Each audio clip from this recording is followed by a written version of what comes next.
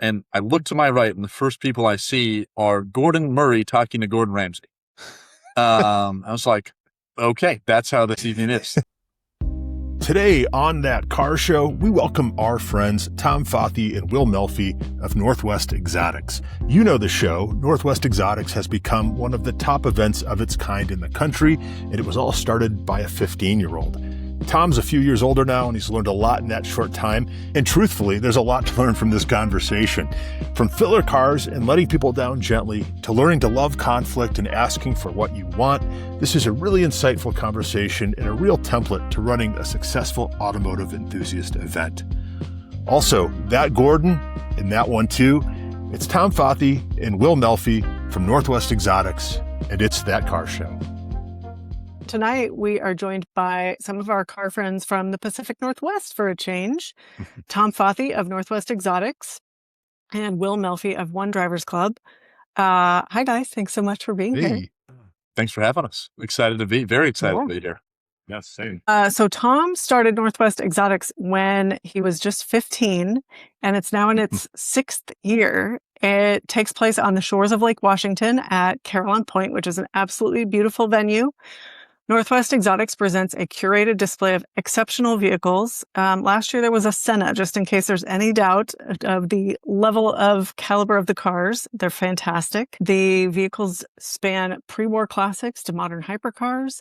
Each car is intentionally selected to highlight an important aspect of automotive design, engineering, and history. The event attracts both collectors and enthusiasts from across the region and beyond, offering a rare opportunity to experience the world's most notable automobiles in the Pacific Northwest. And it is a lovely event. So congratulations on year 6. Will Melfi is currently the general manager of One Drivers Club, which is a beautiful car storage and social club in Redmond, Washington.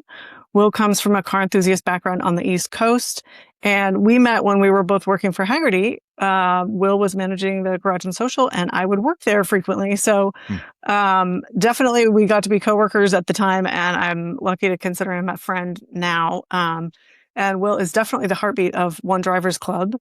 And Will and Tom have teamed up for something that they're going to share about tonight. So welcome, guys. We're so happy you're here. Like I said, great to be here. Great to be here with Will. Thank you, guys. I know we're fitting it in on a Monday. Like I said, I just came from a video shoot, so that's why this is on me. I'm not always just repping my brand, but here we are. Nothing wrong with that, though. So, Will, if you can share a little bit about your kind of career path and background, before you landed in Redmond, and then Tom, we'll hear about your background, and then we can sort of jump into the events. Yes, absolutely. Sounds good. I'll go first, Tom, I guess. I am from New York City, Rockaway Beach, which is like the southernmost tip of New York City, made famous by the Ramones. And kind of grew up in that era where cars were a big deal, hip hop in the 90s and 2000s, and, big wheels and things of that nature. And so after college, just wanted to get into the scene, and I started working at I guess it's like the equivalent of car toys here in the Pacific Northwest. I don't know what that would be in California, but kind of a 12-volt shop. You're doing stereos and alarms, things of that nature. And that's where I got my start. A couple of years later, started my own place, my own shop called the Custom Shop in New York City. Shout out to those guys. They are still around and doing very, very well.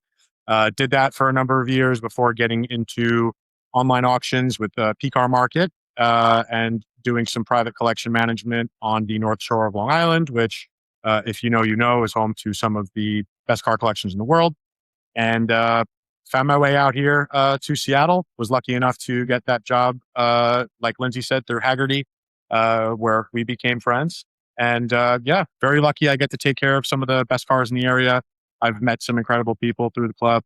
It's just been an overall great experience. So Tom, obviously you've been doing this for 6 years now, but you started at a young enough age that there might not be a tremendous work history, as it were.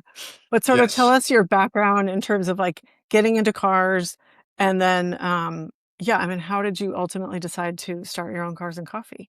Absolutely. Yeah. So it was, one of the quintessential stories, but I did not come from a car family. That's like the one distinction. I just loved Hot Wheels, and it's now a joke, but I had so many Hot Wheels when I was a kid that whenever I went to Fred Meyer, I would try to sneakily somehow buy with my few shillings I would have Hot Wheels without my mom knowing. So she didn't know that I was Because she getting had more. declared like critical mass of the Hot Oh Wheels yeah. at that Oh point. yeah. And now it's like quadruple, like my room, it's bed. It's down onto the floor still. Like I have 2,000 Hot Wheels in my room. Either way. So it I did not started, know that, Tom. I've known you for some time. This is the first time I'm hearing about this. Just you FYI. should see it. It's bad, I, but I love it. you owe me a picture. Yeah. Stick with us, Um, Will. You're going to learn all the secrets. There you go. So that's where it started. And then of course mixed in with that was the Top Gear guys and watching that on YouTube. Um, and then I got to, like sixth grade, so age 11, 12, and got Instagram. And then I started to see these photos of really cool cars. And I was like, oh my God, like no way that exists. Yeah. And then I started to just try to take cool photos of cars, but it was with an iPod Touch, which is like a microwave. Um, and and then when I got to eighth grade, so like age 14, my mom gifted me a camera of hers. I started to go to like the Redmond Town Center car show and take Yeah. photos. Still Yeah. didn't know what I was doing. And then freshman year of high school, when I just turned 15, I was just starting to take more and more photos of cars, was becoming so much more enthralled with them, and had this idea one night laying in bed. I was like, I want to start a car show. Don't know where that came from. Went down the next morning to my parents at breakfast and I said, I want to start a car show. And they said, well, that's cool. How the hell are you going to do that? Because again, it's not like they were connected to anyone with cars or anything. Yeah. And I was like, I don't know, but I guess I'll figure it out. And through so many people taking such major leaps on me, from 2 months into high school until now, it's become kind of one of the big things in the Pacific Northwest. And then hopefully, especially after 3 weeks from now with our upcoming event. So that's like the spark notes. I currently attend college in California, in Los Angeles at Loyola Marymount. I study business entrepreneurship. And so that has kind of gone hand in hand with realizing like how you can grow things and how you run a business and different things like that. And so I'm going into my senior year of college as well, down there in 4 weeks. So I get to do the car shows, my full-time job. I take car photography on the side for extra cash, and I get to be in school, and it's freaking awesome. Yeah. So where do you Living the start? I dream, mean, right? yeah, how do you find a place? How do you start getting people to come? And does it start with one car? I mean, take us back to the beginning. Absolutely. Yeah. And I'll try to keep it brief here because I could draw it out, but I've gotten pretty good at keeping it short. Like I said, I just had this idea and knew no one. And so I had been to one car show at Caroline Point, which is this beautiful place, as Lindsay mentioned, right on the water in Kirkland, Washington. And they did a Porsche show there. And I was like, like that's the place for a car show. And so I went to their little message request box on their website, and I would send a message again, and I didn't hear back. And this is why moms are awesome. My mom, after like 2 months of me trying that, called them and was like, hey, my son is trying to reach you guys. Can you just respond to him? And this gentleman responded to me and said, hey, we'll take a meeting with you.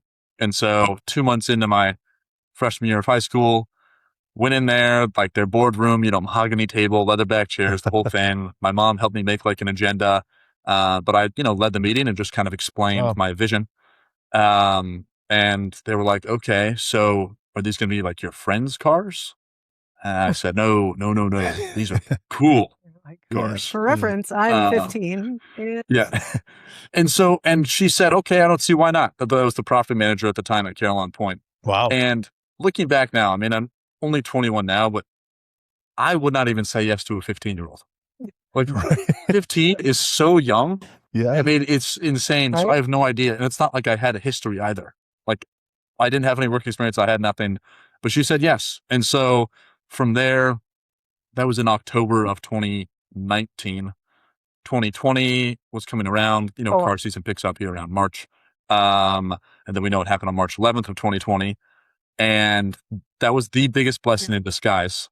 Like I think we would probably not be here if COVID hadn't happened because I didn't know anyone, as I mentioned. But I thought I could do it. Over COVID, we couldn't have our first show, but I started to get to know like just enough people. That by the time we exited COVID, and like we were talking about, it all started with just DMing people on Instagram. And there was this guy, who our logo is a Carrera GT. It's on the back of the shirt along with Northwest Exotics. And I was always enthralled with that car. And I found a guy on Instagram 2 days before this promo shoot we were doing in the middle of COVID. Like we could not do a show, but we thought we'd do a photo shoot. And he had a Courier GT seemingly, and was seemingly in the Seattle area. And I was like, hey man, I don't know you, you don't know me, but we're doing this photo shoot. Would you want to come? And he said, sounds fun. And because I think like his involvement and a few other people's involvement at the beginning, by the time we then had the first show, we had a Courier GT there, which in Seattle, like kind of a big deal. And it was very much so a local Cars and Coffee at that point with maybe 80 people. And then we can get into it more, but now it's gone far beyond that. So our first show was in June of 2021, and now it's August of 2026. Yeah. So, yeah. It's our 6th season. Crazy. Yeah. Wow. Wow. Was it that CGT that, really, you knew you had something? It was that, and then a different buddy who, again, there's some serendipity things that are just crazy to happen. My dad got a new job right at that exact time in 2021, right before our first show. And one of his new coworkers' husbands is one of the biggest car collectors in Seattle. Can't make it up. Yeah. And that just happened. And he owns the fully exposed carbon fiber Ford GT, which at the time was brand new to the area. And so it was the Ford GT and that Courier GT next to each other. And at that point, everyone had been so deprived of cars because of COVID. Sure. What I say was like just enough people and just enough cool cars to like be somewhat legitimate. And then you know how you build something. It's just brick by brick. And it's been brick by brick for 6 years now. And I pinch myself every day. It's crazy. Yeah. It's crazy. That's awesome. Well, and so you guys are now working together on something that I'm really excited to hear about. It's a weekend destination event. Yes. After Car Week every year. This is the 2nd year. Yep. So we would love to hear, like, tell us about the event. Tell us what made you decide to build the event in addition to the show. Like, just tell us the story. Totally. And this is where Will kind of comes into the story more. Because as I mentioned, Will and I met each other about 3 years ago, I think, Will, right? Right. And then, just hit it off. Because, you're in the same industry and then you kind of know a lot of the same people, you know how that goes. Yep. Well, also, and so, hey, Tom, you were at one point, not anymore, but Tom was a lowly car spotter, guy. You were a leaper? Sneak in and out of wherever he could and get photos wherever he could. And, the joke among the industry is that Tom is the, 40-year-old, 21-year-old. And so he absolutely, came in and made a great impression on both myself, a lot of our clients. That's how he has all the connection with these collectors and whatnot, is because he carries himself very well. But, Tom and I instantly clicked. I was really impressed, Tom, with your knowledge of pre-war stuff. Most guys his age are all about Koenigseggs and, Paganis and hypercars and GT3 RSs. And, Tom shows me, well, hey, what about this, Alpha 6C or, the Bentley Blue Train or one of those things. And that's just really incredible, I think, that, he has such knowledge and passion for cars. But I figured I'd throw that in there, Tom, because that's really the foundation of our relationship. And from there, Tom introduced me to people that I can only have thought I would have met in my wildest dreams. Wow. Yeah. So, yeah. So, It's like I said, it's been crazy how it's all progressed and how quickly, like, where Will manages, and like Will's one of my best friends. All these things now. It used to be like the forbidden place, as I mentioned. But what do you mean by that? It was just that exclusive? Yeah, it was. Yeah. It was originally built for a private families collection. And then, Lindsay, when you and I kind of started to come around there, Haggerty had tried to open it up to a, regional group of people, but what they didn't realize is like the Haggerty clients and the type of clients that we have, they intersect somewhat, but not your average Haggerty client, right? So you're not really having the guy who has a 69 Mustang or a 68 Camaro. He doesn't really need storage. And so they kind of, fumbled that. But in doing what they did is they opened it up to the community. And I think that was one of the best things that happened with the place, is that more people had access. And I love sharing the cars with, those that are respectful. A car person, whether you drive a, Hyundai Elantra or a 250 GTO, we all love cars. So it's kind of a cool thing. And that's another way how me and Tom connected so much, because we wanted to take that that sharing thing to the next level. Well, I just want to give you a shout out because the facility there is fantastic. I got to see it about a year ago and came around a corner or whatever and saw all what was there. And there was just some amazing, amazing stuff. I mean, really of all eras, just high quality stuff. The place itself is really beautiful. Just has a great vibe. It's a place you want to hang out, which is, I think, a big challenge for places like yours, right? Sometimes you just don't feel that welcome, right? Even if you're renting a spot, right? And your right. place has a really nice vibe. So no, thank you. And I think Lindsay could attest that at one point it wasn't like that. It was kind of cold. Yeah. It was like a museum almost in some ways, and you were like afraid to make a sound. But now again, like we have people of all ilks. We have 10-figure clients that have 20 cars, down to a guy who his pride and joy is a 997 Carrera, right? Or something like that. And that's all cool. Like, again, we treat everybody the same and we're just all in it for the love of the game. And I think that's how it also relates to Northwest Exotics, or any of the shows that we're involved in. Is just, we want to do it for the culture. Seattle definitely has a lot to show. We have a lot of cars here. We have a lot of collectors here. And I think it's kind of just not really looked at the same as the other West Coast cities, primarily like Los Angeles and even some of the stuff in NorCal. I mean, right, Tom, I think you would agree. We have some pretty heavy hitter collectors and cars up here. Still do, even after some of them have left.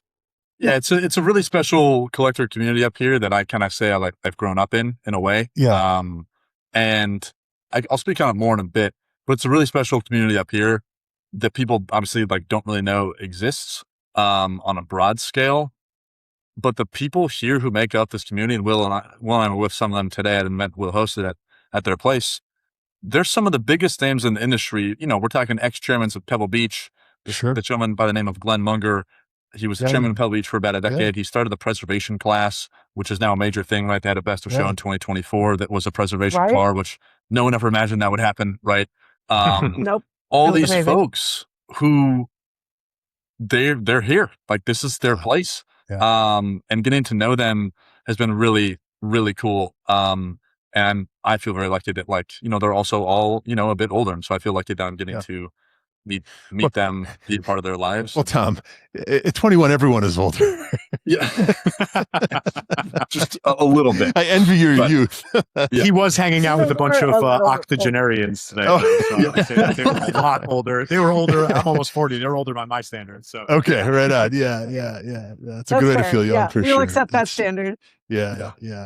Glenn Munger is a longtime Colorado Grand participant, and that's something that I'm involved with. And I want to come back to that down the road, but we were talking about just getting this thing started. I mean, because there are things that someone like me sitting here just has no idea that goes into the planning or just where do you start? I mean, do you need insurance? How do you vet the cars? People on the Grand, they always ask us, well, why does one car qualify to get in and the other doesn't, right? And I'm speaking about Northwest Exotics now, right? Yeah. So what are your criteria and how have you handled some of maybe the people that, maybe get a little, a little pissed off when their car isn't welcomed or all these politics, right? How do you handle it? I would imagine he's in the middle of it, given his expression right now. Yeah. So, it's strange because, as I mentioned, it's not like I started this as a Cars and Coffee and it's still a Cars and Coffee, and where it has not remained the same over the past 6 years. Right. And so that's an interesting part that I think there's been adjustment in the community as it started from me trying to get, with a certain standard, anything I could get. Sure. Because I wanted to put something together. And then it just naturally grew. How, if people like something, they introduce you to other folks, and then it just grows and grows and grows. And so that was the first 4 years, was kind of a higher end Cars and Coffee. We'd do it 2 to 3 times a year. I would take kind of any exotic or a classic I could get with a certain standard. And then, as I mentioned, I'm in business school right now, and I started to get more and more involved in the world and realize what this could become. And for one, how much I just love it. I mean, it's what I can never stop thinking about. It's what I live and breathe and love so much. So my freshman year of college, my sophomore year of college, I realized I wanted to kind of take the next step, which is making a place a destination, right?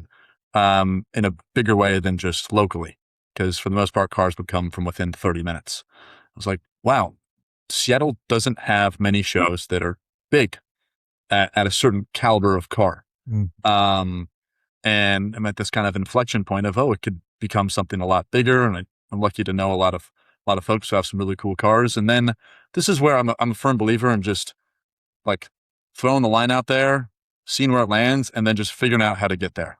There's, if you could sit here all day long and be like, oh, well, there's a million reasons not to do that, or wait, do this or do that. And I've realized like the beauty of entrepreneurship is just making shit happen. And it's simply that. And there's a million things that go wrong on the way there, and so many things don't go your way. But I'm a firm believer in failing above everyone else's successes. So working so hard and having a vision that's so big, that failure for me is still one of the best. And so last year we got to a point where I wanted to make it more of a weekend of events. And so we added on a private event at a gentleman's collection in an evening. And then the next day we moved over to Caroline Point and did a bigger public show. And that last year was this big step of, we brought in cars from 4 different states, and Pagani sent a car up from California. A friend sent their F1 car from California. Ford sent out one of their brand new GTDs at that point, out from Detroit. Amazing. And then, the caliber was rising locally too. And so we kind of got to a new level last year. And I was a bit more intentional about the cars I was inviting and selecting. And so it was kind of this other stepping stone. And then after that, I was like, oh, we're going all in. And so now for the last 8 months, I've been, if I'm not in class or not hanging out with friends, which is often, but also I'm very selective with that because this takes time and so much work to execute on what I want to execute on, which I'll get into in a second here. But you make a lot of sacrifice to chase your dream. And like I said, if I'm not doing other work, I'm doing this work. And this summer, I'm on a college summer, but I'm working 12 to 16 hours a day on this because it's one of those, like, the to-do list is eternal. There's always a million more things you could do. And the beauty of entrepreneurship is it's up to you to make it happen and no one else. But then there's also a team that comes with it, which has also been a major learning point of mine. And that's where Will comes into play. And last year, Will was very hands-on with our events, but not the planning. And Will, I think, kind of shared the same vision of what this all could become. And so for the past kind of 6 to 8 months, Will has been so much more involved and just boots on the ground, because I'm in LA for part of the year for school.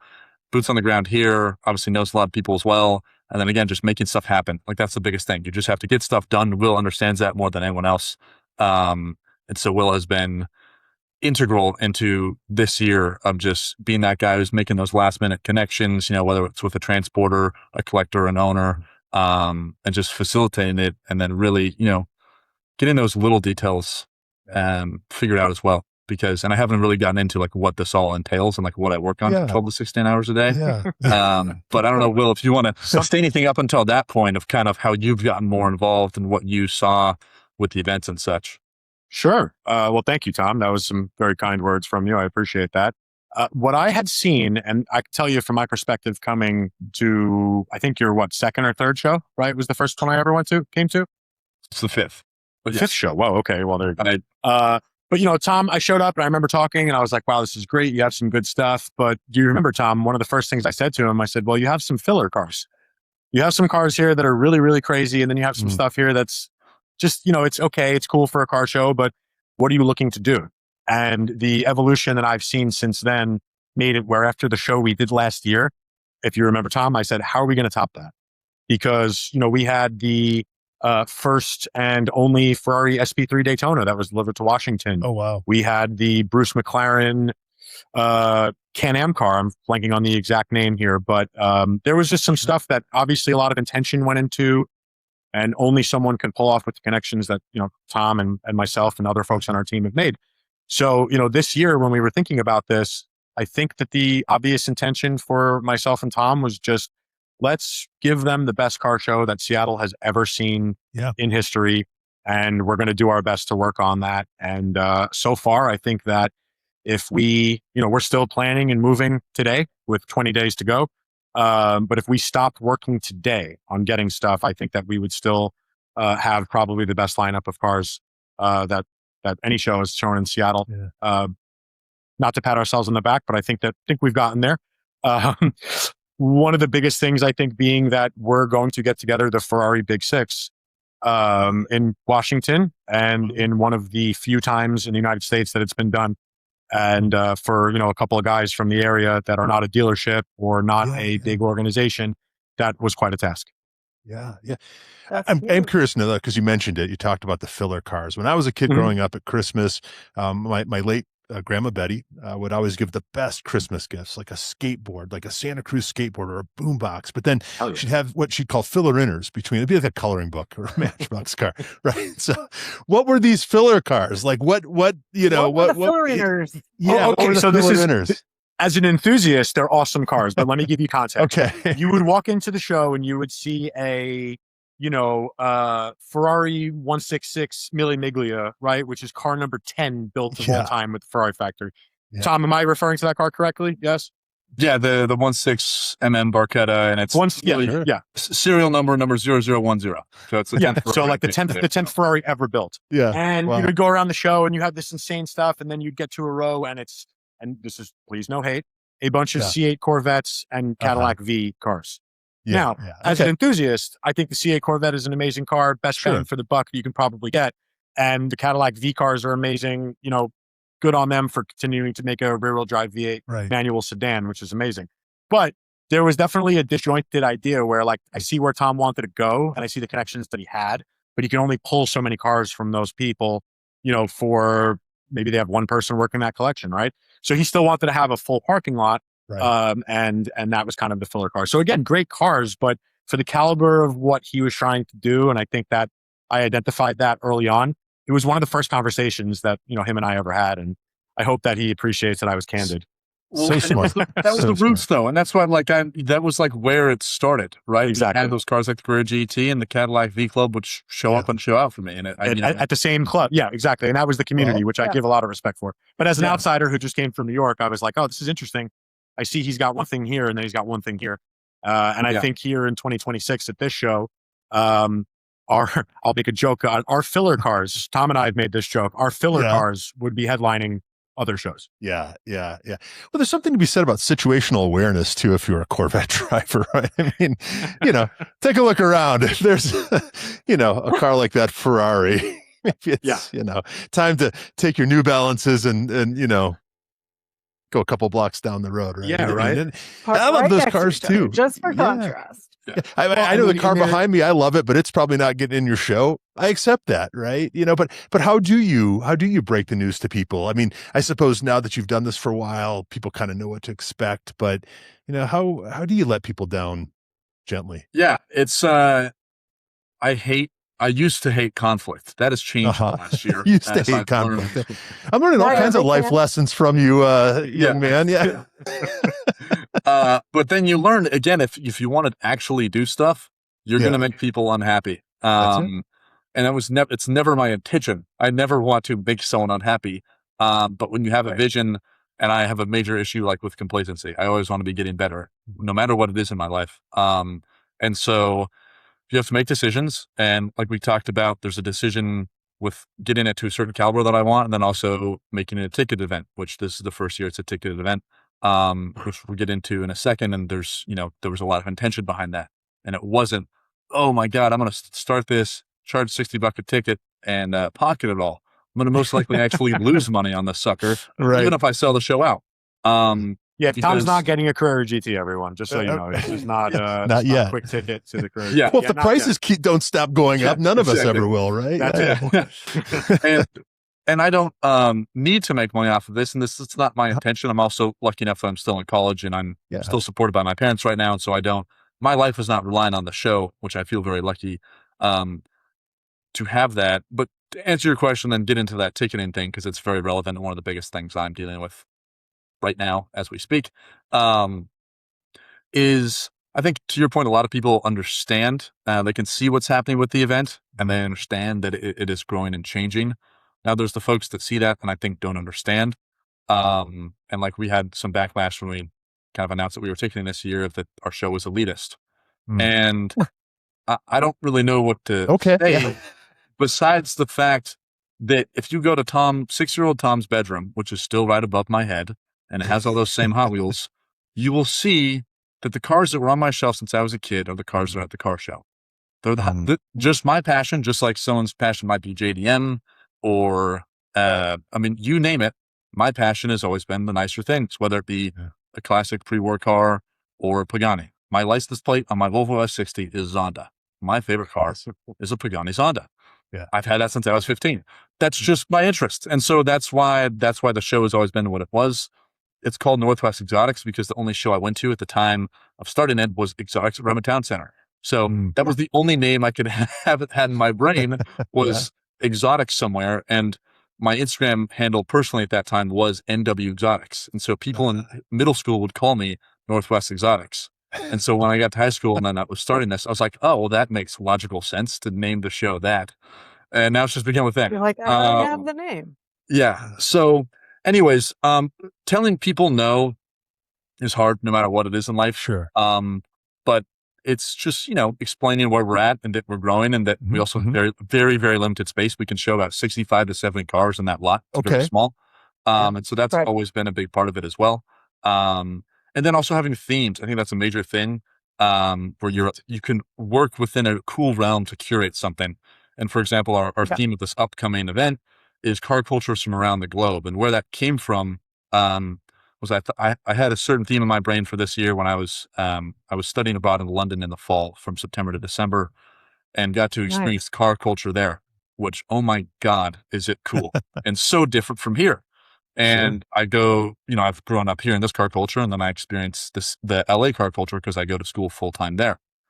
And so I made it to 3 different car cultures and I was like, whoa, they are so vastly different from each other. People, dealerships, businesses, the cars that are produced there, just the overall vibe. And so I was like, that's the theme for this year is celebrating different car cultures and highlighting different parts of those cultures. And so that's super cool. Fitting cars into those themes, whatever the theme may be, right, is part of that curation process as well. And I'll get into that in a second of like this year and what we have coming. And kind of the reasons why cars are there, right? It's knowing their history, knowing the history of those cultures and how those cars are significant to those cultures. And so that's part of explaining that to people as well as, hey, we're full already for one. And also we have folks coming in from out of town and it's giving them an opportunity to show their cars here. Right. It's kind of there's a whole mix of reasons. And most people don't, once I explain that, they totally understand it. You're curating it as a museum would do. Exactly. Right. And that's the secret, I think, it's intentional. Right. And I think that's something that's missing from a lot of these events, but. And in life too, like I think you go places with intent. If you know where you're going, it's easier to see an opportunity going in front of you. If you don't know where you're going, that opportunity will just walk right by you and you'll never see it. And so it's being aware and being like, oh, look at that, or that person just said something and they know that person. It's like, oh, interesting. Okay. I think we should tally up all the life lessons at the end of this episode for the people listening. Because, I mean, you started with, you found something you loved, right? Yeah. And you ran with it. You didn't take what was tossed your way. You learned to say no, and you went after the things you did want, right? And you mentioned the admission, Lindsay. I've never been to a show like this that charges admission, right? What was the tipping point for you, or the inflection point? And talk a bit, if you would, about the reaction that you've gotten. I mean, totally. Lindsay, would that scare you off, or would that set Please the bar for too. you? And please, be honest. Like what? We can handle it. Right, I know you guys are tough. I think it depends on perceived how value kind of thing. Yeah, and it's like how it's presented. I think the show has like, it's clearly moved beyond a cars and coffee, and it's not presented that way. And a lot of car shows, the way the show has been presented, especially last year, sort of the level, the caliber of it, I don't think it's that unusual that you need to buy a ticket for that type of event. Obviously, if somebody says like, hey, I'm doing a cars and coffee and I'm charging admission, that's not something any of us have experienced and would take a little bit more, sort of education, if you will, PR, whatever. For sure. But no, I think this level of event, you think about like, the Quail has an admission fee, Pebble has an admission fee. I know there's an event. Yes, they do. And it's quite steep. They do. Quite steep. Yeah. Yeah. $15.95 this year, is it, Lindsay? I believe so. Yeah. Ballpark, give or take. Yeah. And I know that's what you guys are building this event to be, is that type of like a destination event. So I think it's the context, like it makes sense in that context. Yeah. Yeah. And Will, I'll just kind of get this going and you can just speak to it because you're just so attuned to everything that's going on right now. To answer your question, Ryan, I realized last year as I tried to punch into this new level, and we were so lucky to have a few folks send their cars and pay for it. Find out that's not the norm. It's usually on the event organizer to pay for it, especially at this level when you're not Pebble. And Pebble still does pay for cars, but also people want their cars to be a Pebble, et cetera, et cetera. So last year, that was like the first little inkling. And then I had some cheap event insurance. And then literally 5 days before the event, this thing came to fruition with Ford, and they were like, hey, just send us your COI. And so I sent them my certificate of insurance, and they're like, dude, this isn't even close to what we need to send a car. And so this was a crazy story. In 88 minutes, I went from not having an insurance policy or having an insurance policy, using Chat GPT to find a new person. In 88 minutes, I don't know how this happened. This guy who I found online, I connected with him. He got in touch with all the people that he needed to, and I had a policy underwritten from nothing in 88 minutes to meet Ford. Well, he was using Chat GPT too. Probably. And I don't know how it happened, but that cost alone was $4,000. And I don't have money. I'm in college. I have a little bit, but that's not even that much. And so that's a lot of money. Yeah. My dad was kind enough to cover that last year. Okay. Because it was 5 days before the show. Literally, we got that box clicked, and then that GTD got on the truck the next morning. It came out here from Detroit. And so just those little touch points. Exactly. I was like, oh, if I want to do this and grow this to where I want to, we need money, because we live in a capitalistic society, and that's how things actually happen. As I learned, and I didn't really think about that. And before that, and it was all sweet and dandy. And then that changed. And then I realized more and more as I just, with the vision of what I had of what I want this to be, I was like, oh, I like really need money. Like I can't rely on people's goodwill to spend $5,000 to ship one car from California, let alone 10 or something like that. And, and then with the other just little, if someone's going to pay, they're going to need value beyond just the cars. And so it's all these little details that add up so fast, like our owner's breakfast that, we like to treat the owners because they're being very kind and donating their vehicles and time. That's $10,000. A truck from California. Wow. That's a few tens of grands. The insurance, $5,000. Security, $5,000. All the event rentals, $10,000. So we're already up like 45. Right now, I don't even want to say the number that the number has gotten to of all of our line items on our budget or our expenses. I bet. And like I said, I don't have this money. Will's not going to shell out this money. I'm not going to go to, some big car collector and be like, give me $100,000. Although you could, you're very charming. I guess so. He could. I mean, he gets cars worth in the, $20-40 million. Well, I think one of the big things, and Tom, I don't want to interrupt you, but I just want to add this to what you were saying.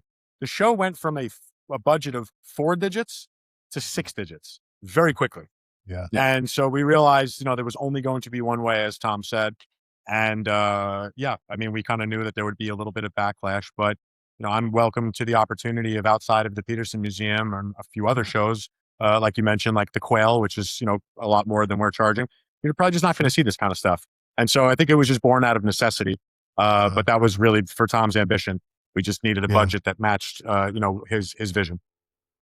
And it's still Lindsay- not even close to like the ultimate vision, but it's a No. big step. It's a big step. This, We'll take what we can something about Like I said, charging, fail you know, upwards, right? yeah, yeah.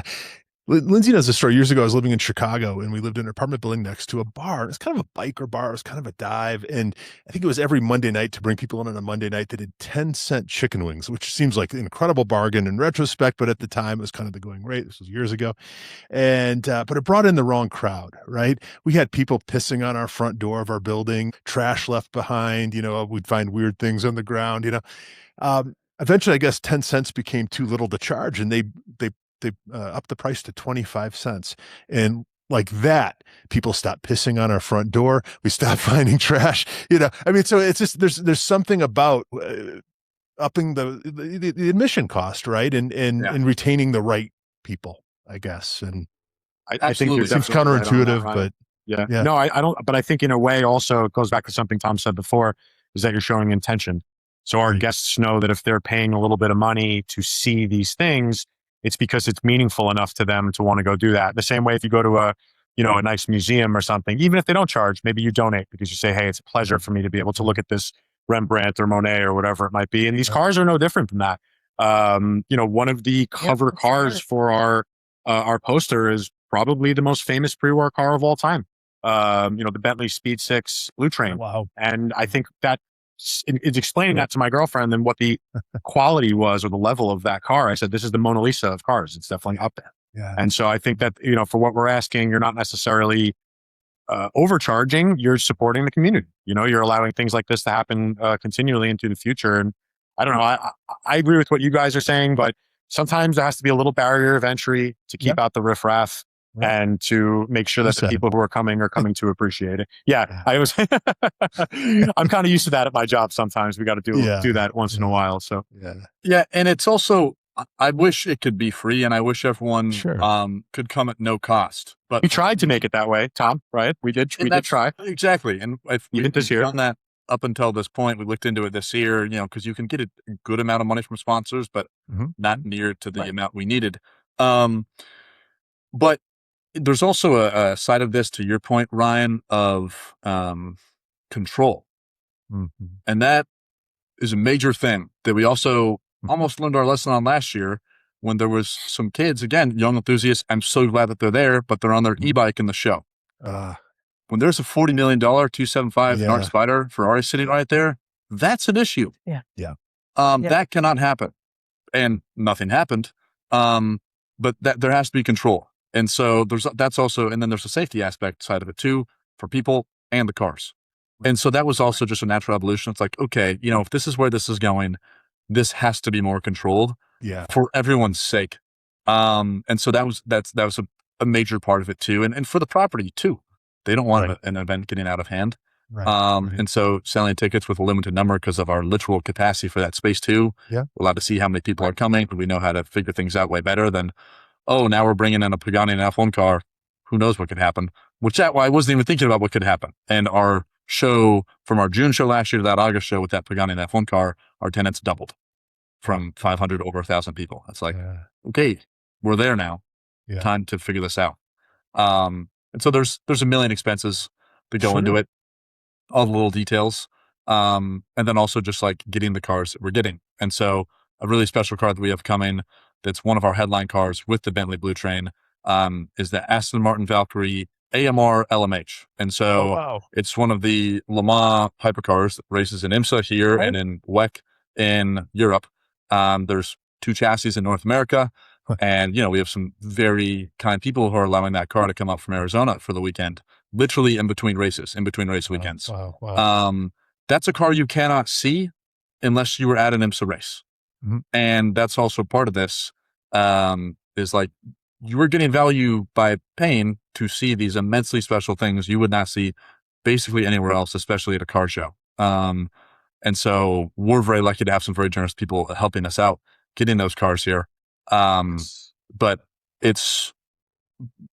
we're there at this new level, and it's just part of it. And I hate to have to charge, but that's where we are. And like I said, my margin is razor thin. And with like one more car getting transported up here from California, it goes overboard and I start to lose money. So that's where we're at. Yeah. So can I also throw in, please. Tom, just while we're talking about the Aston Martin there, that chassis races for the Heart of Racing, which is a basically charitable racing team where they use all their proceeds to go towards cardiovascular research at the Seattle Children's Hospital.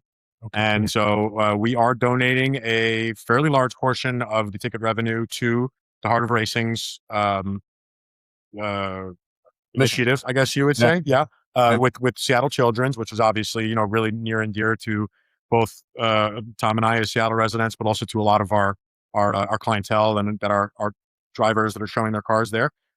So, it is for a good cause as well. There is a good reason behind that, but a lot of what the owners of the cars have asked is that, hey, I'd like this to be a charitable thing. I'd like there to be a, philanthropic aspect. So that way we're not just parading our, hypercars around over here. There's going to be some good out of this. And so we also wanted to make that part of the show because, Tom, correct me if I'm wrong, there just wasn't an aspect of that before, not because I don't think anyone wanted to, there was just no money being collected. So it was kind of just all goodwill of owners. But in bringing it to that level, I think there's going to be a double benefit that, yes, people are going to get to experience these very special things, but it is also going to go to a good cause and bring people together. Yeah, absolutely. That's amazing. Absolutely. If you can enjoy some cars and to do some good at the same time, it's a pretty perfect event. That's what we're so trying tell for. us a little bit about, well, I would say you have hit the nail on the head. Tell us a little bit about sort of, you mentioned like the evening portion of the weekend and just kind of like what that's like for, those who haven't been before. Yeah. So we, a kind of a different side of this that's emerged last year and we've taken a big step this year is more private events for the show car owners that are showing at the show. Again, making it a destination for people to want to send their cars. And we've gotten access to some very beautiful properties in the area to host these private events at. And I can't really say much just because of privacy and respecting that for a lot of people. But it's become this other side of it that, again, there's like no money in that. We are charging for some of those events, but all those proceeds, 100% of them go 100% of those proceeds go to charity. And so this year we're benefiting the LeMay Museum, which is a pillar of our community here. And, they can always, get the help wherever they can of just, helping support their mission of being our place here in Seattle. And then we're doing a drive aspect as part of the weekend as well. And so we're benefiting Josie Rimmer over at Dirtfish. She started the Women in Motorsport Summit. And that initiative of helping women get into motorsport. And we love the Rimmer family, over here at my place. And so we're having the drive fully benefit her fund, and we're taking part in their opening ceremony of the summit because it is the same weekend this year, which we sat down and it was oh, this is perfect, literally, because we're going to have our drive go out to Dirtfish and we're going to flank their stage for their opening ceremony with all these hypercars, and then cruise out after the opening ceremony. And so, a really cool part about this all, especially this year, has been getting to be involved with the pillars of the industry here, whether it be the LeMay, Dirtfish, Griot's Motors. Who else am I? I mean, Will, right? Who else has written you a check so far? Literally. But it's right though. That's why these people want to be involved for that reason, because we all do lean on each other. And not to sound cliche or corny, but the car community is only as good as the people it's made up from. The cars are great, the events are great, the locations are great, but really, at the end of the day, a lot of this hinges on people donating their money, their time, their vehicles, their employees, right? Like, that's what makes it special. Yeah. What are you guys into personally? Like, what really does it for you? Like for me, it's when I see a D-type right on the Grand, right? That's just like, wow, So what is it that just, what are those Matchbox cars? Like, right? You said those are the cars that that you still love. Like what? Yeah. What does it for me? For me, like I said, Pagani has always been my shit. Excuse my language. As from a young kid, from young age, it was like Pagani. I don't know what it was. So the Zana specifically, like I mentioned, that's my license plate on my Volvo. That's right. And that was where my passion really started, was with the more modern things. Okay. And then once I started going to Pebble Beach, I was like, oh my God, these old cars have so much character to them, and the stories are incredible. They are true works of art that, blood, sweat, tears went into, whether they raced, they didn't race, they're all hand built, right? And so my passion has slid back in time so fast. And that's, I think, kind of represented. So my other favorite car, my two favorite cars, it's a Zonda and a 1959 Ferrari 250 Testarossa, which is specifically the Fantuzzi body. It's a closed fender car. It's not the pontoon fender car. There's only three of them. And that car is like the embodiment in my mind of what a car should be. And exquisite taste, Tom.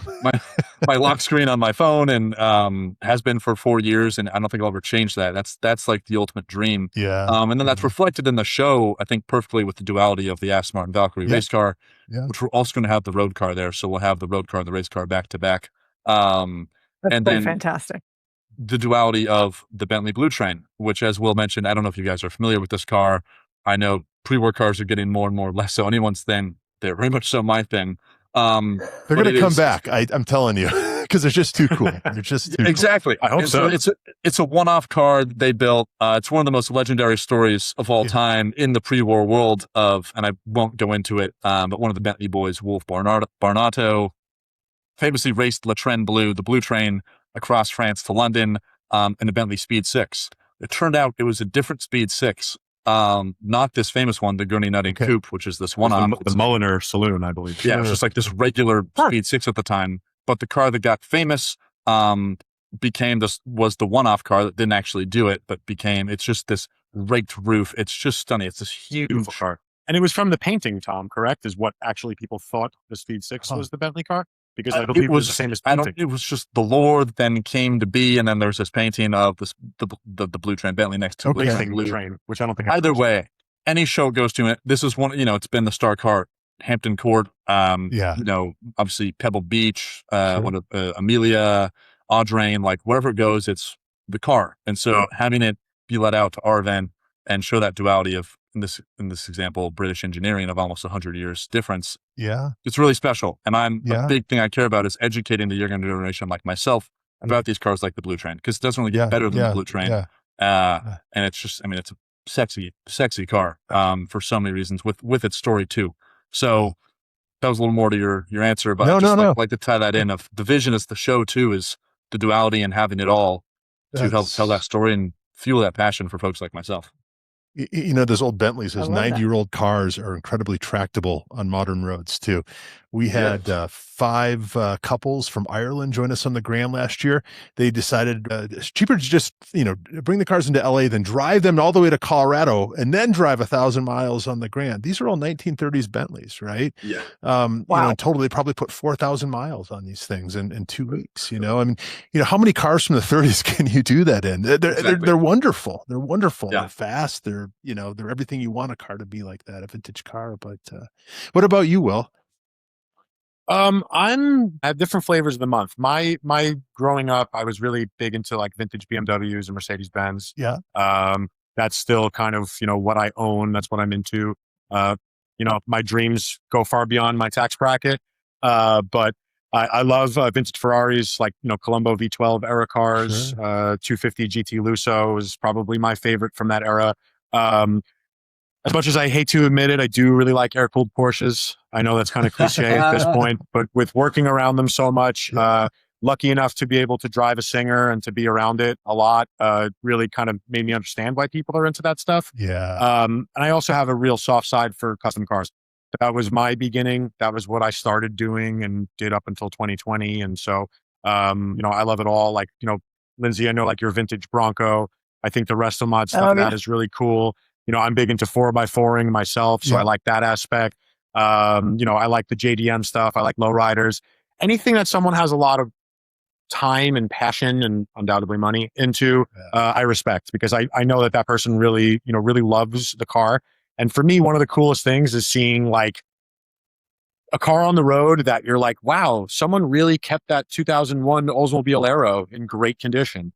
And it's just like an interesting story, right? Because this is not a car that should have been saved, but there it is. And it's really cool. Did. Yeah. Yeah. And I think that's really cool. So then when you see that, when you go up to somebody and they're like, yeah, I have my, Shelby GT350 or my Olds 442 or, something like that. And there's been love and years of time. And maybe it's a a car that was passed down. That's the stuff I love. And I know, again, it sounds cliche, but the stories behind cars are really what really gets it for me. So it doesn't matter if it's a $50 million car or if it's a guy who really just loves his Oldsmobile Alero. Those are all cool to me. So that's really what does it. Yeah. I love that.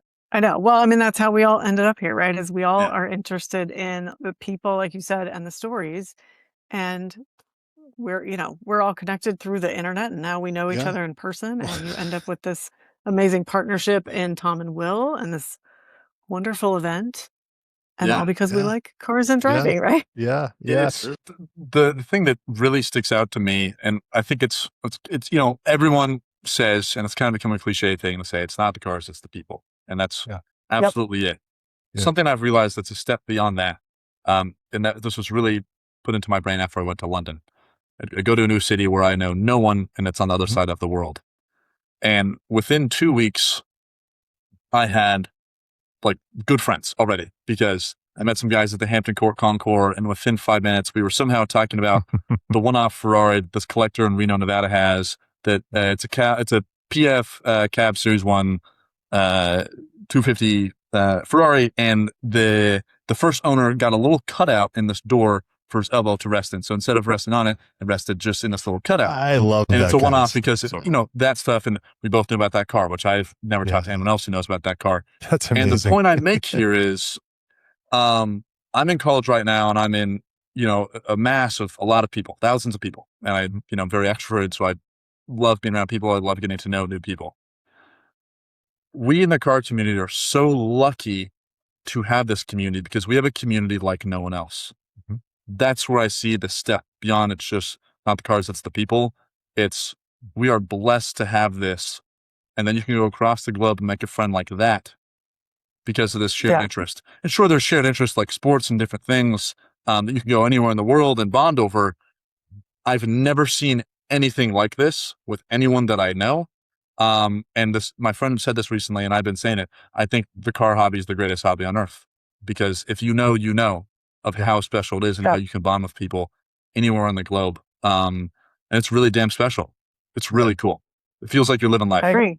Yeah. I wanted to throw in a little bit of trivia. So I wake up one morning, Tom got so ingrained in the UK car scene that I wake up to a photo of Tom and Gordon Murray at the Joe Macari holiday party.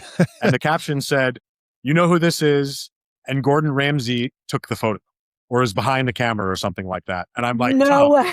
Tom, where do you go from here? At this place, but Tom, we should definitely display that at the show somewhere. You and Gordon Murray at that nightclub or whatever. That's very amazing. And then with like a little photo credit, Gordon Ramsay. Yeah.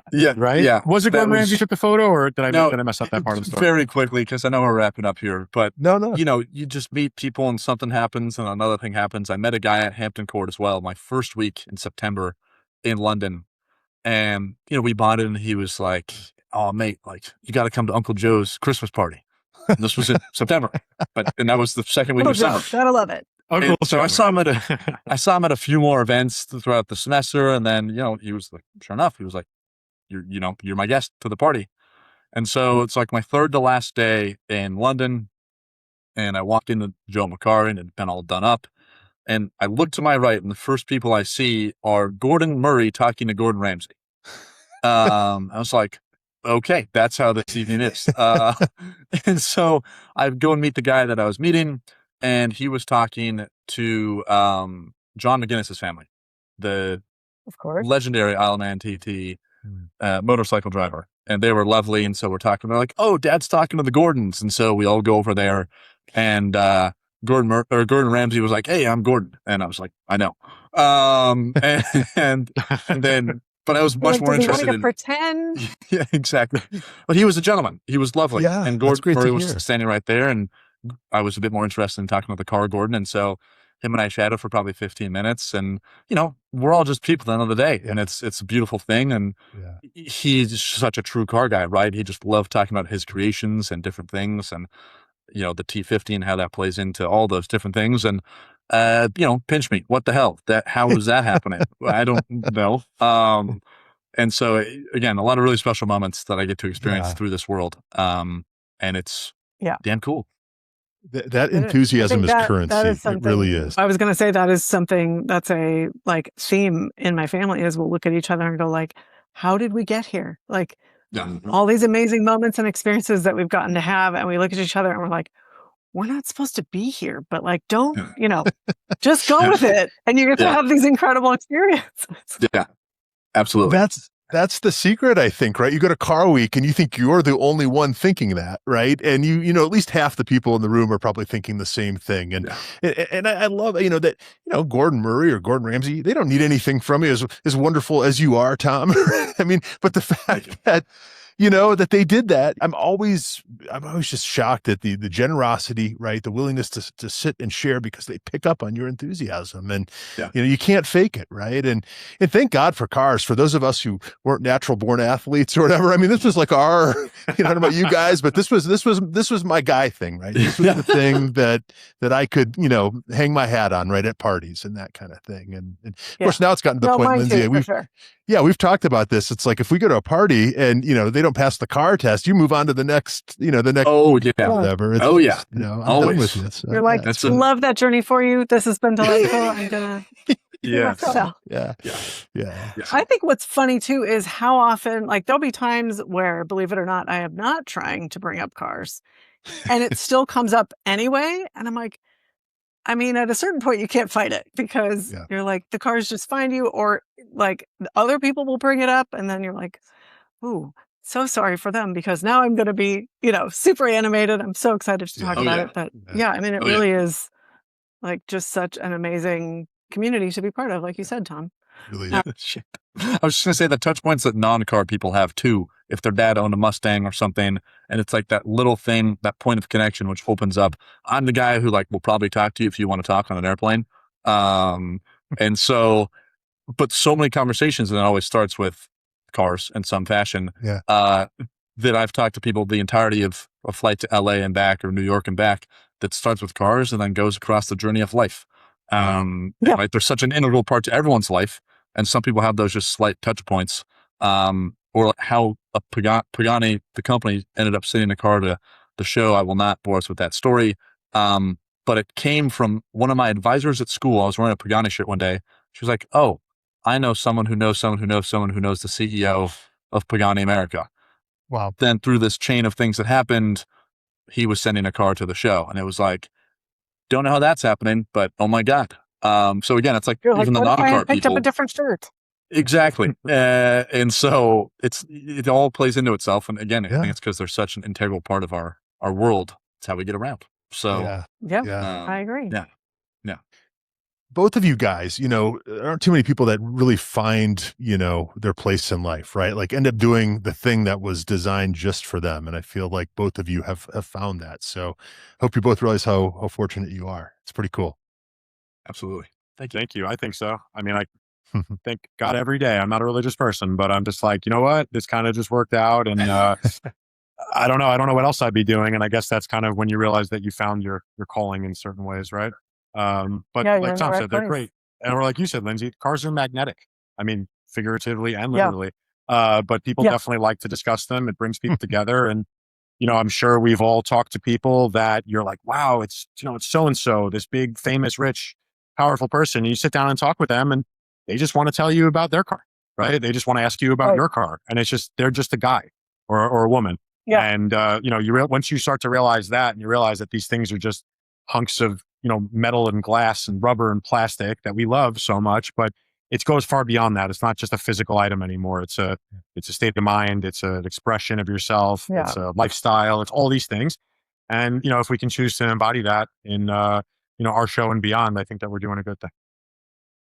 That's awesome. Well, I'm so excited for both of you with what you've built, what you've done so far, and what you're going to accomplish in a few weeks. So tell people if they want to learn more about the show or if they want to join you, where can they find information about the event? And then where can they find the two of you online?